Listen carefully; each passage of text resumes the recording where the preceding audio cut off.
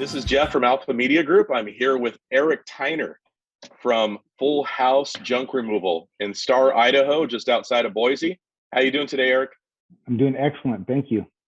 Well, you just got back from the Florida Keys with your wife, so I imagine Yes, that was a great time. it's And awesome. then you just had a big transition in your life, right? So Yes, I sir. wanted to talk about that a little bit in just a minute here. But before we talk about you retiring from the force and coming on to junk removal full time and your business full time, give me a little bit of a background of you relocating out to Idaho and getting into the police force because you're not originally from Idaho, correct?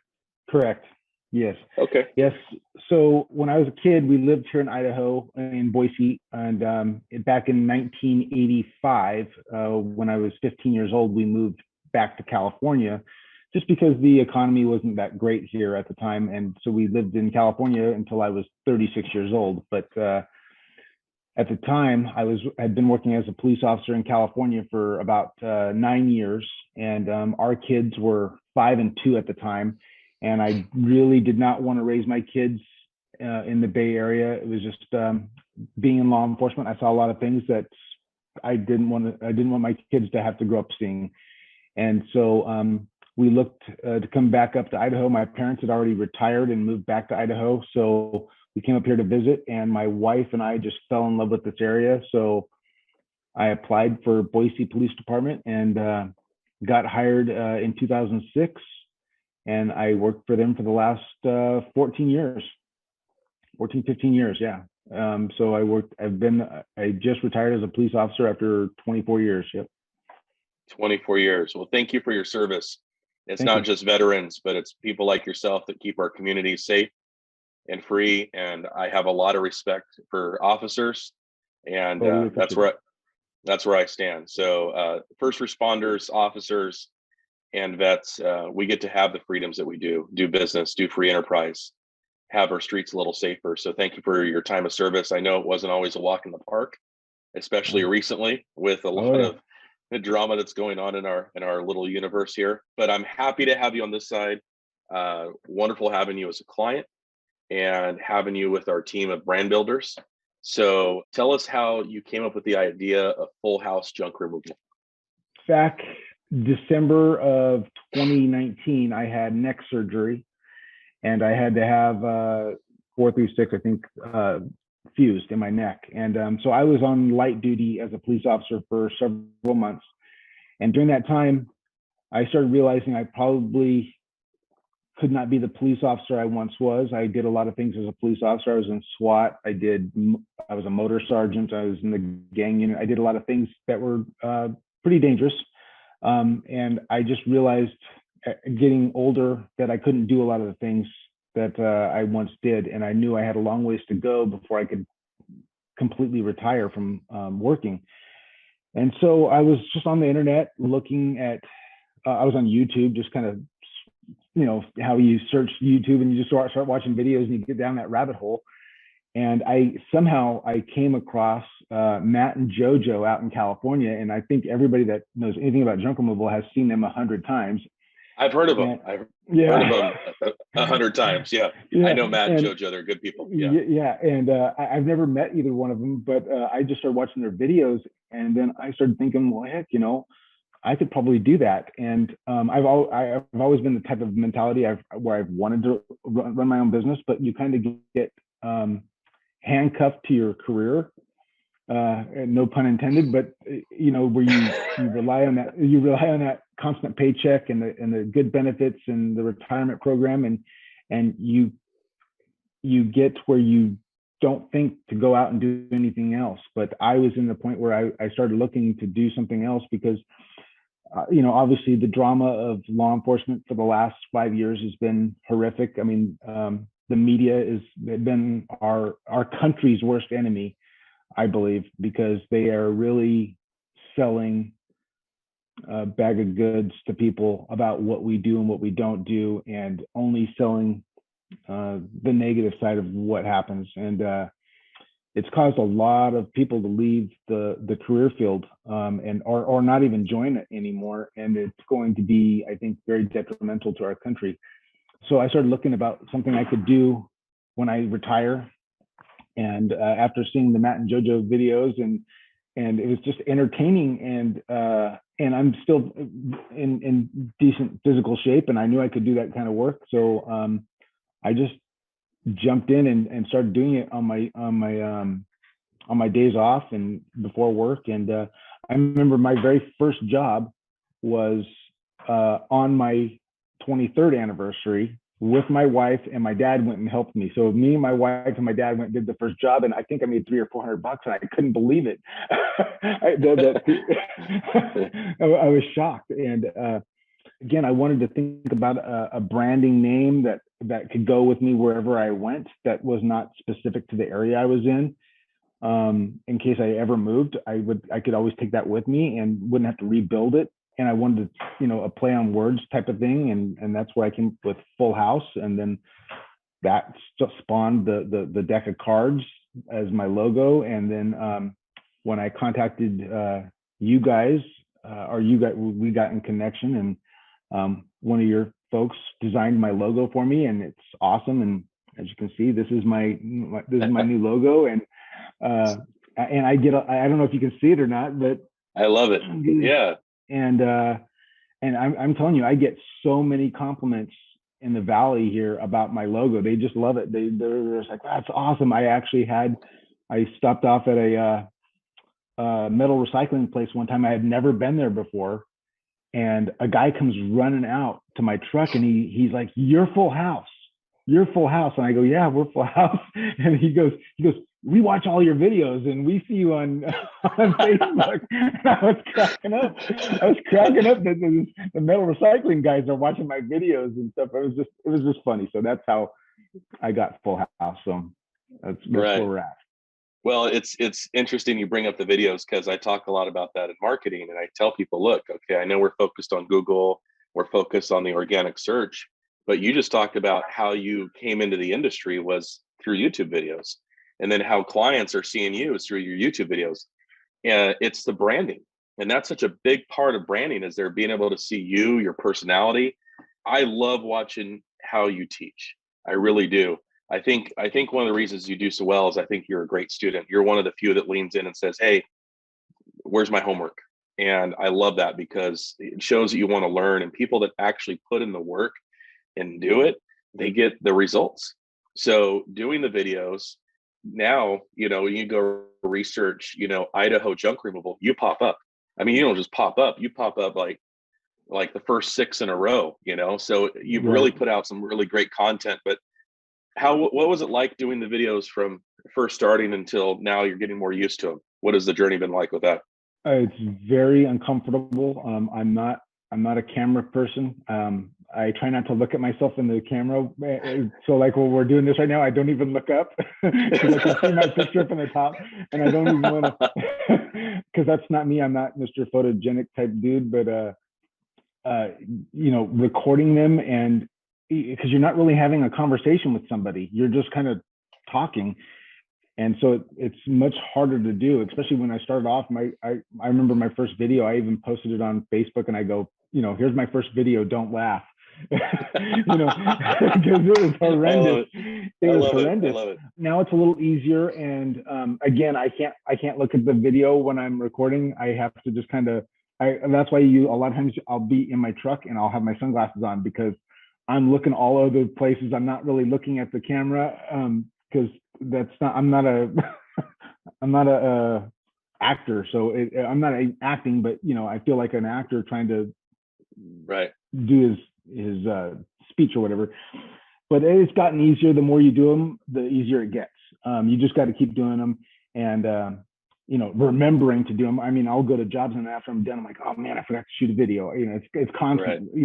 Constant, because you get there and you want to help the customers, and you're focused on your customer service, and you're not really focused on shooting a video. But I try to remember to do it as much as I can. But yeah, it gets easier. The more you do, the easier they get. And some people are going to be way better at it than me, because they're just photogenic type people, and that's their realm, and they love it. I mean, you're the guy who's always in front of the videos. That's not me. I can have a conversation with somebody. It's a lot easier to do that and be on the video than to just sit by myself or shoot it by myself. It's awkward. Well, I've gone through my own awkwardness, and I won't bring up his name, but one of the top YouTubers in junk removal is Shy. I'm not going to say who it is, but you know him, and we'll just leave it there. But I Okay. had a conversation sitting with him in person, and we just started shooting some video. I'm like, wow, he goes through his own challenges trying to do video. And for me, it just became something, but I trace it back. I'm like, okay, where did it start? Where did I feel comfortable teaching in front of crowds? Because I've taught large crowds. I've been in front of crowds of thousands, hundreds, da da da. I'm not trying to boast here, just but it was a process. And I remember when I'd first get in front of crowds, my palms would be all sweaty and I'm nervous and feel my heart rate go up a little bit. I'm like, where did it start? And I'm one of those, like, I'm a driver personality, as you probably figured out by now. It's not a surprise to you, but you throw me in the water, then I'm going to check if there's water afterwards. Then I'm going to swim, right? Right. Or as we say, ready, fire, aim, ready, fire, aim. Right. So you learn to adjust afterwards. And so when I was younger, I'm 42 now, so I would say early 20s. My friend took me to a karaoke bar in San Jose, Mm. 4th Street Bowl. Okay. And so he gets up and he's a really good singer. And I grew up in San Jose, so I listen to country music and I listen to like Christian worship and stuff now. But back then, that wasn't my music of choice. My music of choice was rap music. That's what people were listening to when I was younger. That's what I listened to. So that's all I knew. I said, well, I know a rap song. I could try that, and see how it goes. And so I go up there, and the place is pretty desolate, except these guys that are sitting right in front. They don't look like you and me. They look like the front line to the Eagles, okay, or the Dallas Cowboys, okay. So just big old guys, and kind of looking up. I'm like, oh man, okay, I'm gonna give this a try. So I'm sweating, I'm nervous, but I was pretty familiar with the song. And then so I come down off the stage, and these guys, they look at me like, damn, that boy is good, we like him, he was all right, and they just started clapping. I was like, oh my gosh. And I just got this like assurance, like it built up that little bit of confidence that I Right. needed. Yep. And whereas I thought I'm going to get up there and like embarrass myself, insult these gentlemen, and they were just like, man, you were great, we liked you. It was like Right. okay. And then then it just became more about, hey, can I be at ease with myself? Can I be entertaining? I stumble on my words. But I work as a writer. And when I was younger, I was diagnosed as dyslexic. But I had to do special reading assignments from my mom would make me read because I struggled with it. So now that's my strong suit. Now I actually do that as a career. As you know, as part of Alpha Media Group, I'm one of the content creators. But Right. I was such an awful writer because and I couldn't public speak very well because trying to read the words and refer back to them, it really messed me up.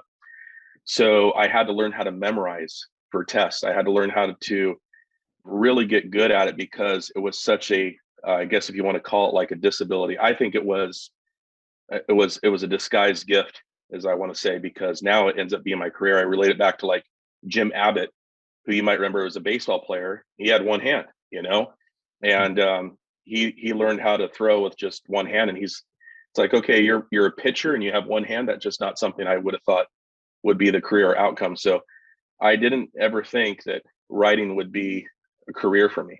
Like that's what I would do for a living. But I feel that God uses those things, right? Those fears, those things. And now, how cool is that?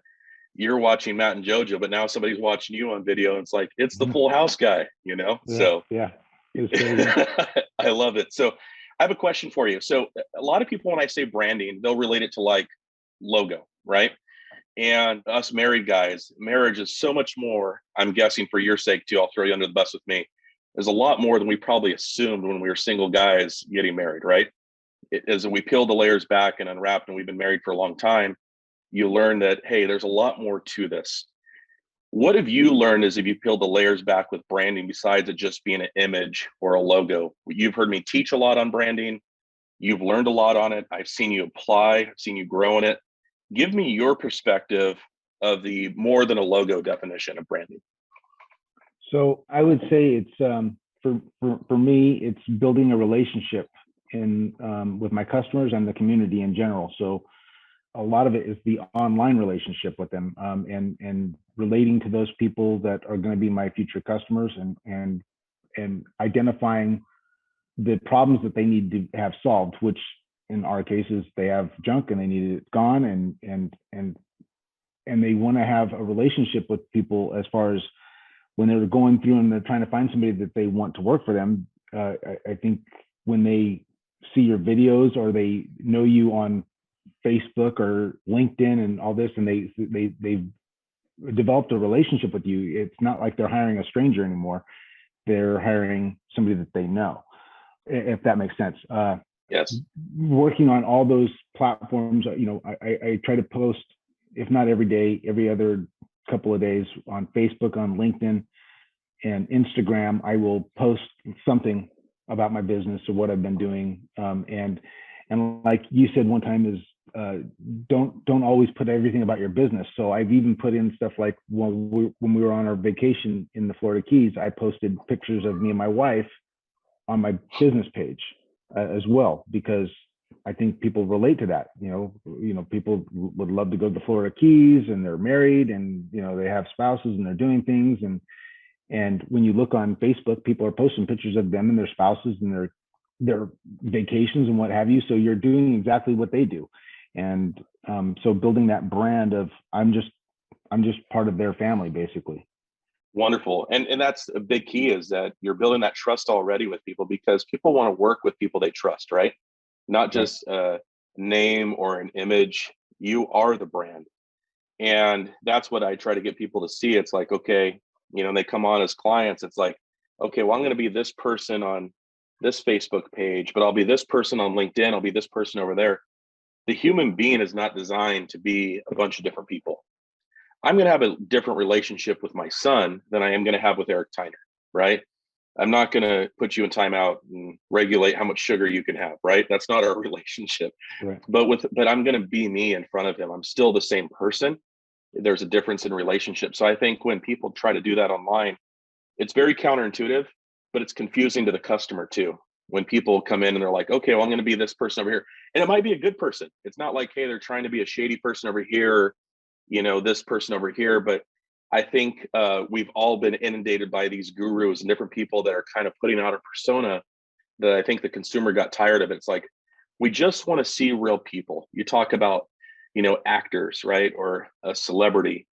Someone that's a celebrity is just has, or someone who's not, has the same amount of chance to be popular or be notarized or be sought after online, because we're in the day of the influencer, where anybody can come up in that area, whatever area they're in, and be recognized. So I think people really want to see genuine. They want to see valid. They want to see, okay, well, I saw this Erik Tiner. I saw Full House junk removal. Maybe I saw an ad first. Now I'm going to go behind the scene. I'm going to go peel back the curtain and see if this guy's the real deal, which he is. I'm going to go back. I'm going to go watch the videos. Oh, wow. He's educating people. He's not asking to just close a deal. He's actually trying to help his community. And that's the feeling I get from Full House. If I'm a consumer, is that you guys are really out there helping the community. That's how I would describe your brand. In your words, how would you describe the brand of Full House? I would say that's it. I'm trying to provide a service to the community. An example would be our local fire station was collecting metal to so that they could recycle it, so that they could raise money for a new workout facility. And so I actually shot a video of us bringing the metal there, because I thought, well, maybe somebody else will see that video. And I think I even said in the video, hey, if you have any metal, call us. We'll bring it right here and drop it off. And so yes, absolutely. By going out and serving the community, you're helping them. So that's absolutely what we want to do. Great. Everybody's out in these, different groups. You and I and a team. I call it our group.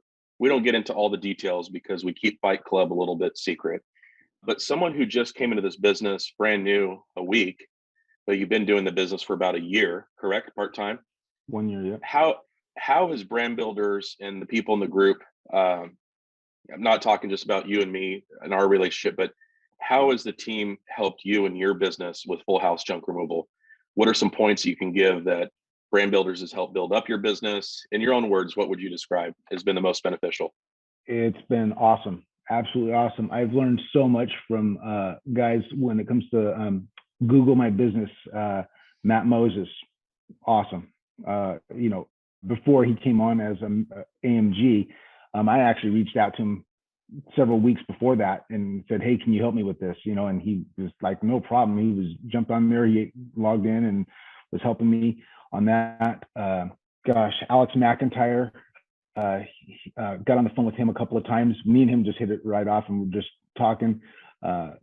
Several of the guys I've spoken to on the phone or on Messenger, and just communicating all sorts of different ideas and plans on how to run your business, because most of those guys have all been in the business a lot longer than me and have made all the mistakes already, or most of the mistakes, and so that they're very helpful and very do this, do that, and I always say, I was never a good police officer. I just stole all the good ideas from other people, and I just adopted them as my own, and that's exactly what I've done.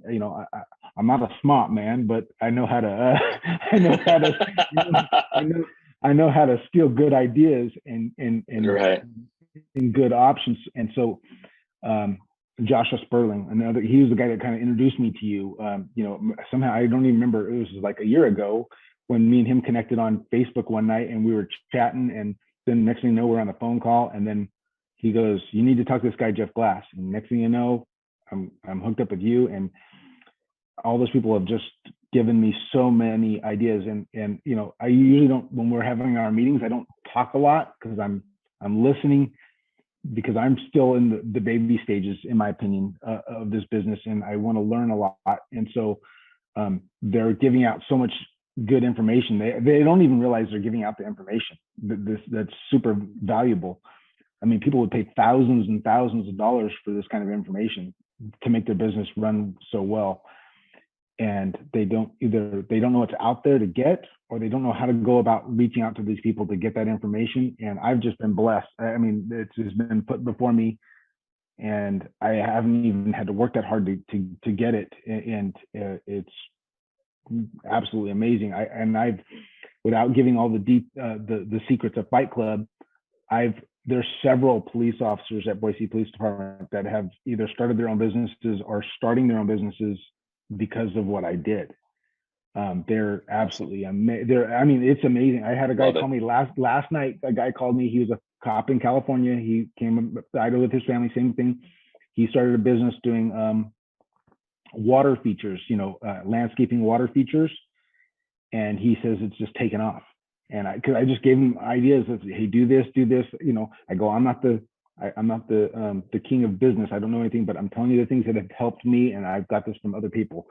And he started implementing those things, and he goes, I've already got a portfolio started. I got people calling me, and it's just, there's probably 5 or 6 people that are looking to leave police work. It's sad, but they're being forced out by the, obviously the drama, but they're finding other avenues, and I can't take all the credit but I think they saw how successful I've been in the last year, and they're just like, Sergeant Tiner, how did you do that? And they're calling me on my days off, and they're like, hey, how do I do this? How do I do that? And I love it. And I just give them all the tidbits I can, and coach them up, from what I know. And I've obviously referred them to you guys, when they get to that point where they're ready to jump into the deep end of the pool. I've referred them to you guys all the time.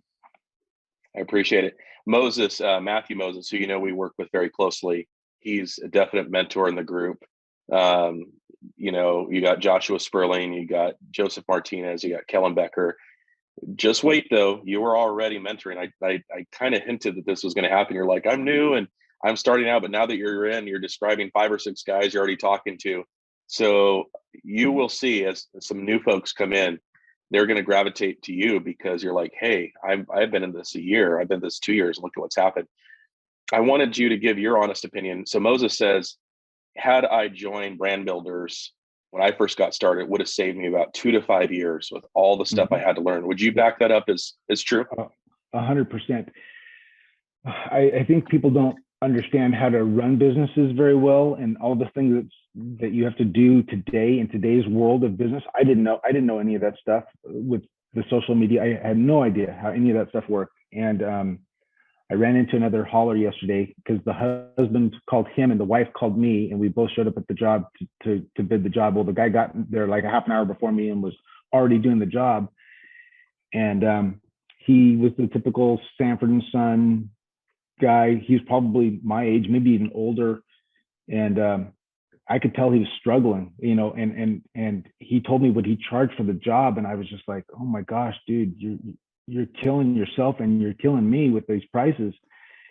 And after the client went back in the house, I went up to the other hauler and I said, dude, you need to raise your prices, man, because you're going to make $20 on this job, but you're lifting up cement, you know, and Right. you know, and I go, dude, you can charge more. You don't have to charge $75 to lift up 1,000 pounds worth of cement into your utility trailer. Right. I mean, and so having the knowledge of brand builders and Alpha Media Group will launch you in the right direction. You just have to do, obviously, you got to do your part. You got to follow up and do the things that they're telling you to do or coaching you to do.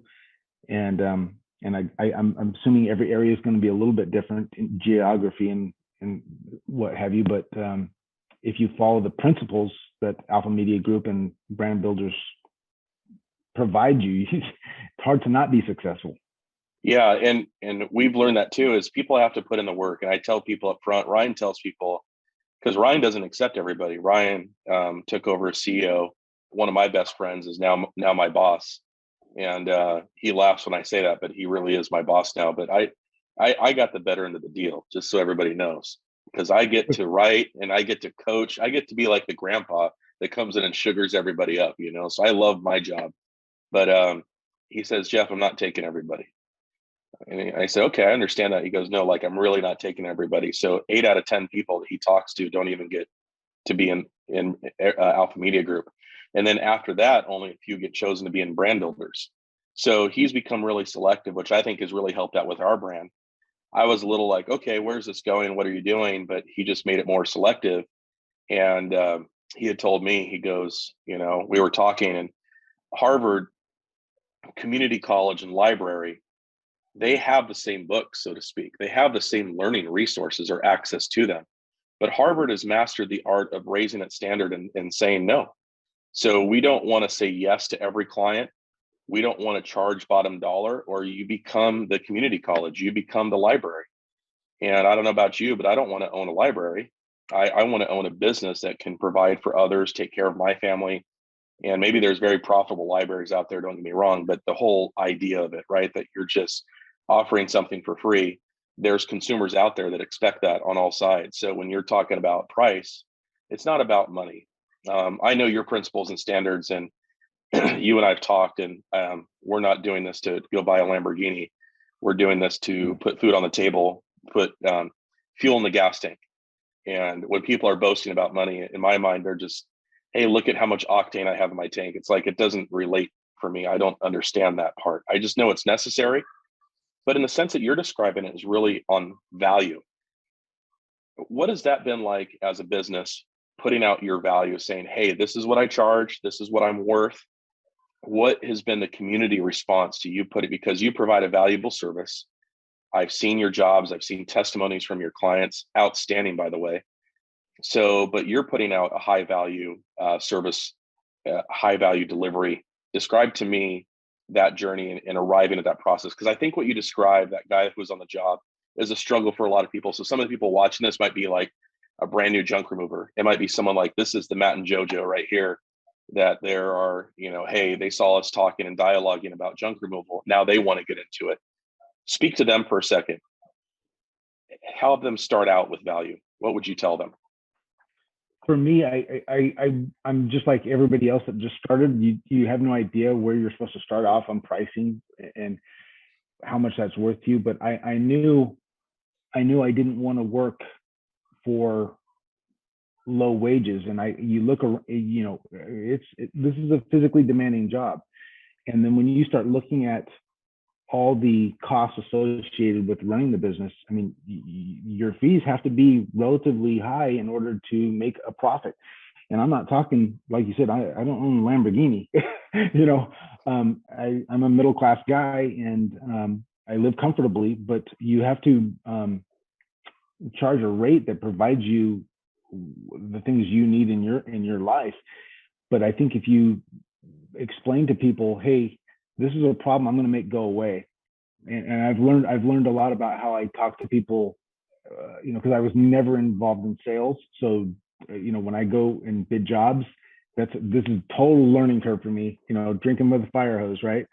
And I've learned a lot of little tips and tricks from you guys about what to say and how to say the things, and it's worked great. Especially up in here in Idaho, in our area, people are, I would say, way more physically conservative, and a little bit they hold on to their money a little bit tighter.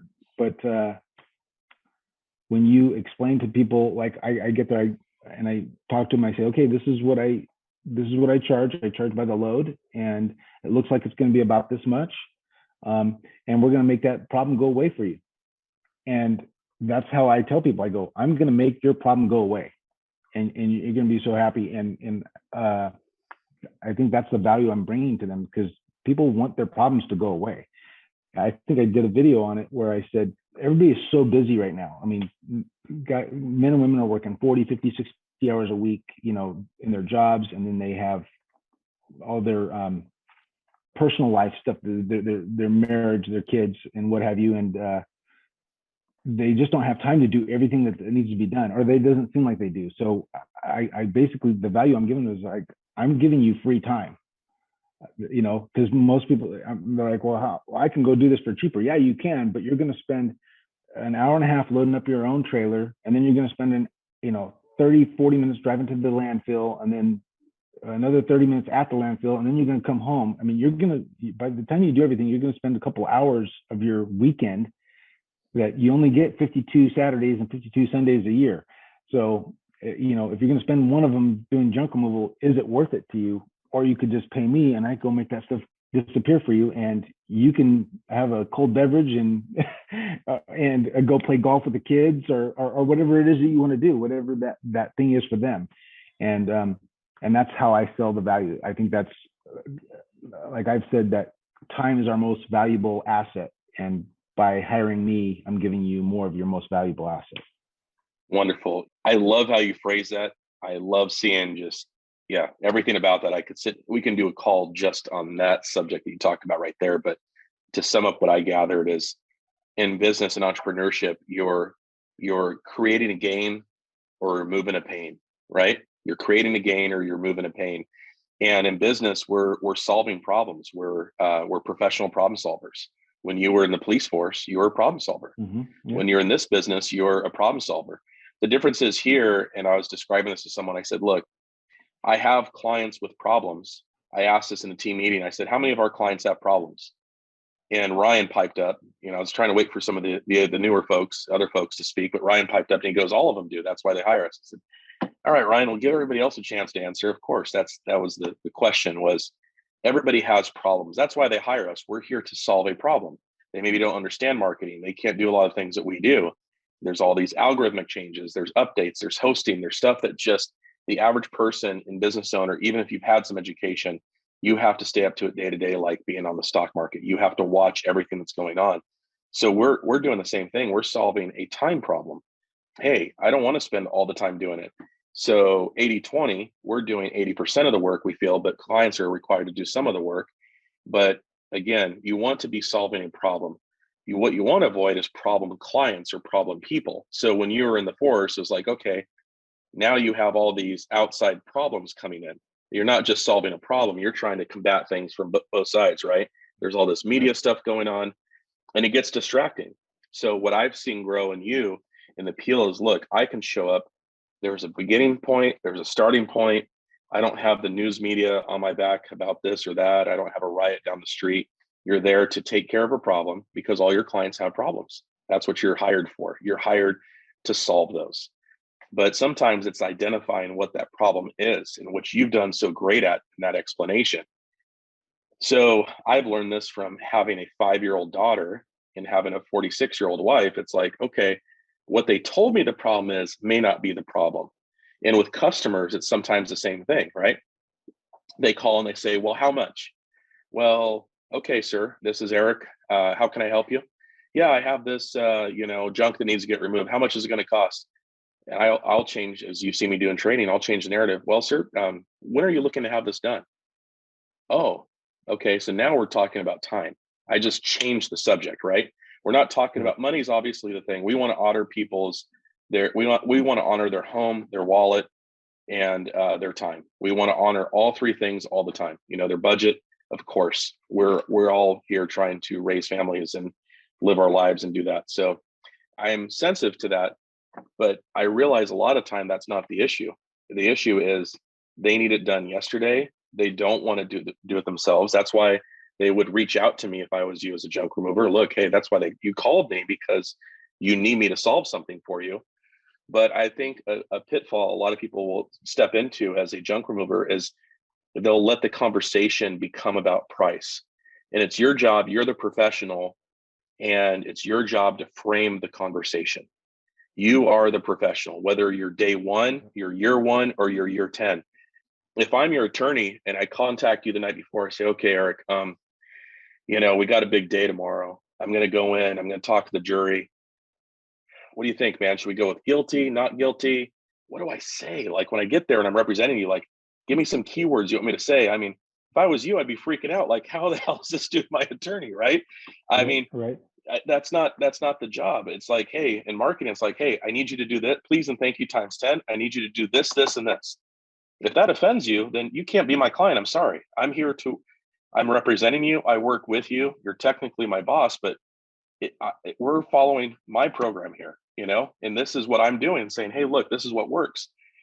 And it's so important for people to project that same confidence in your field. It's like, hey, you're there. The last thing you want the client to feel is insecure or you don't know what you're doing, right? You have to come in and say, hey, so I use that analogy of the attorney because someone is a professional junk remover, somebody's a professional attorney, really no difference. You are a profession. The client is putting their trust and their finances in you. So they're investing in you. You have to represent that business well and be that professional. Look, ma'am, sir, John or Mary, John, I'm here to take care of this. I'm going to solve the problem. I'm going to make it go away, like you said. That's what people miss a lot of the times is the confidence, and they'll go in and, okay, well, how about if I do it for this, or how about I do it for that? I don't want to hear that as a client. You should know your prices. You're the professional. You're the business. Don't let me guess at what you should be charging. You know, I hired you because I want you to come do it. And so for me as a consumer, I'm going to pay for that professionalism. I don't want the cheapest attorney. I don't want the cheapest junk remover. That sounds dangerous. Where did that guy come from? You know, what has he been on?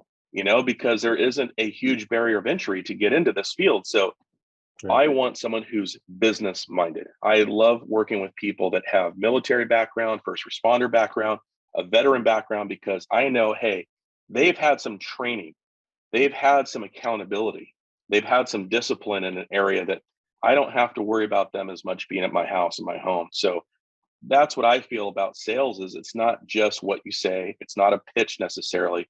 It's framing the situation that the client feels confident and secure in investing with you. Would you agree? Yeah, I agree 100%.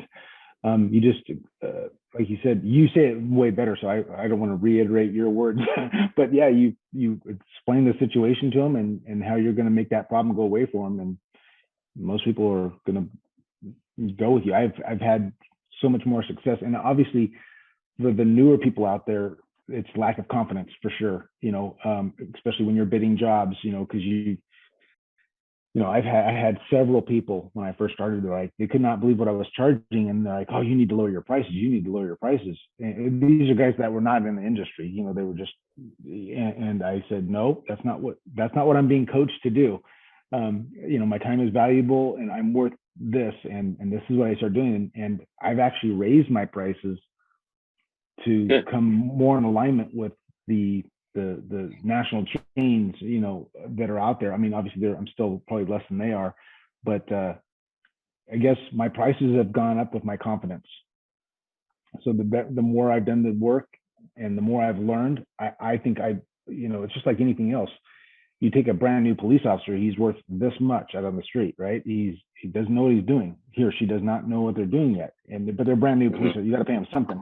But usually about the 5 and 10 year mark, they're worth some money because they know what they're doing. They've learned some things. Well, and they're more confident.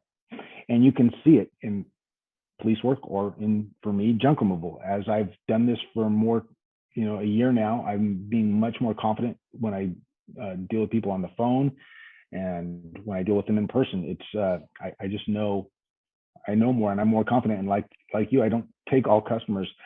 I still make mistakes, but I'm much more confident in saying, nope, this is the price I'm going to charge. And if they say no, I go, okay, well, hey, I try and figure out if there's some other way I can salvage a job or a sale, but I'm not afraid to lose one anymore. And I think that's why the entry level people are so afraid of not getting the job that they lower their prices so much just to get the job. And maybe I was just in a different position where I could afford to do that. I had a full-time job and, it was just side money to start with. But now it's full-time, but I'm much more confident in how I approach the customers. It's like lowering your standards to get a date. What is the outcome going to be if you lower your standards to get a date? Like, I married Mrs. Glass, I married Regina, and again, probably a whole nother conversation, but she had a different standard than other girls that I had dated. Really, me, it was my early life with, lower standards, and I'd meet girls at bars and this and that. Having my walk with God changed things. And I met a woman that was really about that. Like, hey, you're not, you can be my friend, but, I'm not looking to date around and do all this. And I thought, man, okay. So me as an entrepreneur, I'm challenged, right? I'm like, okay, challenge accepted. But what I found was most attractive about her was the standards, but it was backing it up. And we've done that in our own business, in our own industry. It's like, okay, team, we can always be better. What can we do to grow? What can we stack to make this product and service that we give to be better? I don't want to be the cheap company out there. I want to be the company that provides 10 to 20 times the value. Okay. So in our industry, kind of the same thing. It's like when you go with the cheapest, you're going to get that cheapest result a lot of times. And so I don't think you can be both. I don't think you can be the cheap guy and the valuable guy. I wanted to get your feedback on this one. I was talking to Joseph Martinez about this, but there's a lot of big companies out there. McDonald's, Starbucks, Walmart. You might have heard of some of these, obviously. 1-800-GOT-JUNK. Nothing against 1-800-GOT-JUNK. I have a lot of respect for Cameron Herold, and they really helped set a trend for an industry. So honestly, I think all of us owe them a little bit of a debt of gratitude, at least being thankful in our minds that they actually set an industry by doing this. Brian Scudamore and Cameron Herold really set the path. But I've been on this thing lately about, can you be the biggest and be the best? Can you be both? And where I've really arrived at is, my answer is firmly no. Because businesses that really want to be the biggest, they want to have 20 trucks, 50 trucks, all that. I believe in any industry, whether it be the hamburger, whether it be the plastic products from China sold at Walmart, whether it be the Honda or the Ford. And at one point in my business, I wanted that. I wanted to be the biggest. I wanted to be the biggest marketing company out there. We're located from Hawaii to Spain. We have a lot of clients. That's great. But if we never took on another single client, we just served who we have, that would be okay too. I'd be good with that, because really what I'm focused on is value and quality. So I think people that get into this industry, I want to be the biggest. I want to be the best. And I've been telling people, well, pick a lane, pick which one you want to be, because the bigger you get, the quality is going to go down. You're going to have to hire more people. There's more room for mistakes. You're not going to be in charge of everything. So I think there's a lot of value in the person that just wants to have himself, a truck, and another guy, maybe 3 or 4 trucks. I think someone who's doing that person, guy or gal, is setting themselves up to be the best. Metaphorically, I want a Lamborghini, meaning I want quality. I want something that's handcrafted, that's wonderfully put together. I don't want to be the assembly line company. So I'd like to get your honest feedback about the difference between being the biggest or the best.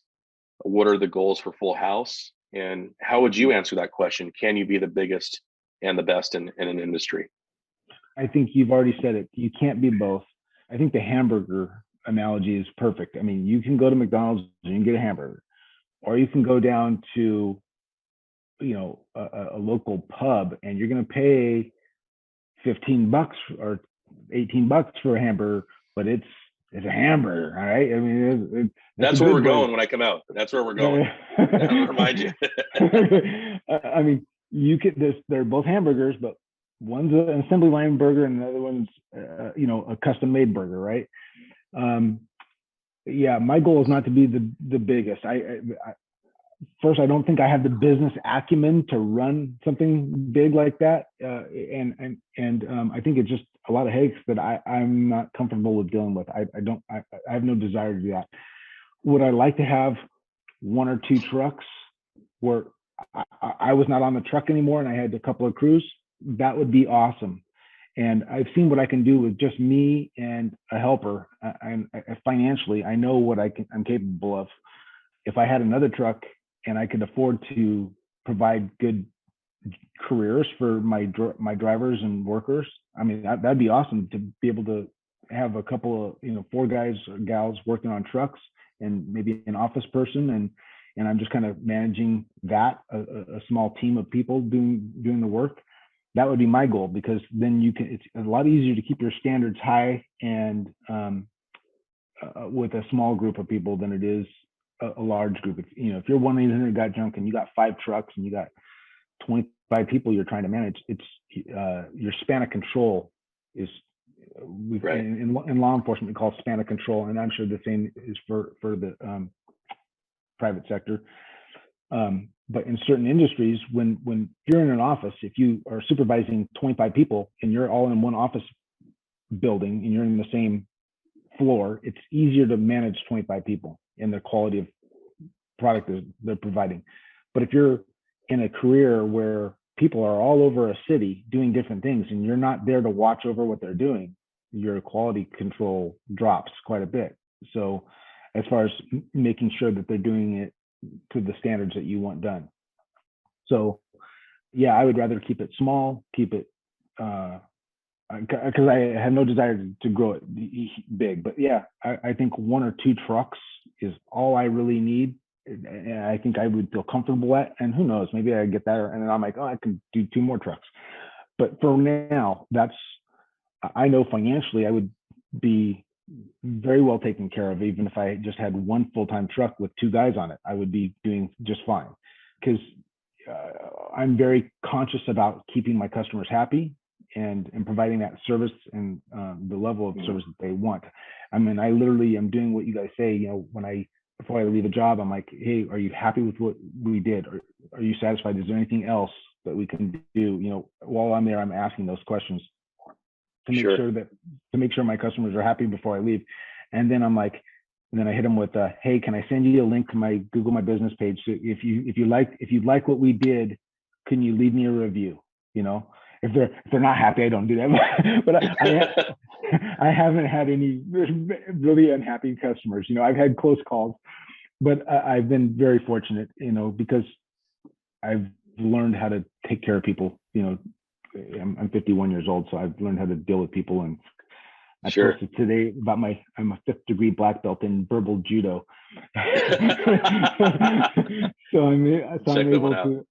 I'm always able to smooth people over. I'm also able to make people mad too, but I, as a business owner or entrepreneur, providing the good customer service, I think, is vital, especially when you're starting out, because you get a bad name, you're gonna, sink the boat before it even leaves the port, right?